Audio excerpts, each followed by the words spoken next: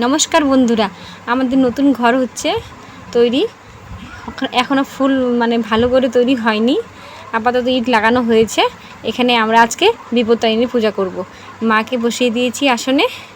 তারপর এই পুজোতে অনেক নিয়ম কানুন আমাদের। 13 রকমের ফুল দিতে হয়, ফল দিতে হয়।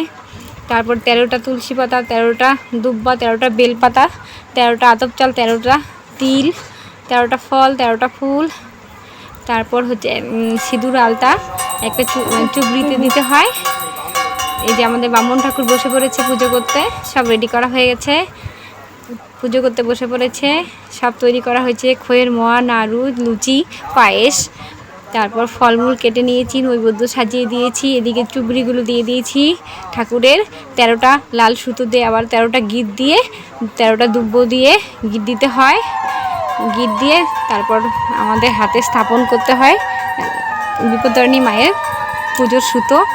এদিকে ধূপ দ্বীপ জ্বালিয়ে দিয়েছি, ধূপকাঠি জ্বালিয়ে দিয়েছি। আমাদের ঠাকুর মশাই পুজো করতে বসে পড়েছেন। পুজো শুরু হয়ে গেছে। এই পুজো করতে প্রায় 1 ঘন্টার মতো লাগে। এদিকে খিচুড়ি হচ্ছে আমাদের। এরকম কড়াইতে 2বার খিচুড়ি হয়েছে। এক কড়াই হয়ে গেছে, আরেক কড়াই বসানো হয়েছে। 10 কেজি চালের প্রায় খিচুড়ি ঘন্ট আমার মা রান্না করছে। খিচুড়ি ঘন্ট, পায়েস, চাটনি আজকের মেনু আমাদের। পুজোর পরে এগুলো খাওয়া হবে। আজকে এই পর্যন্ত। টাটা বন্ধুরা।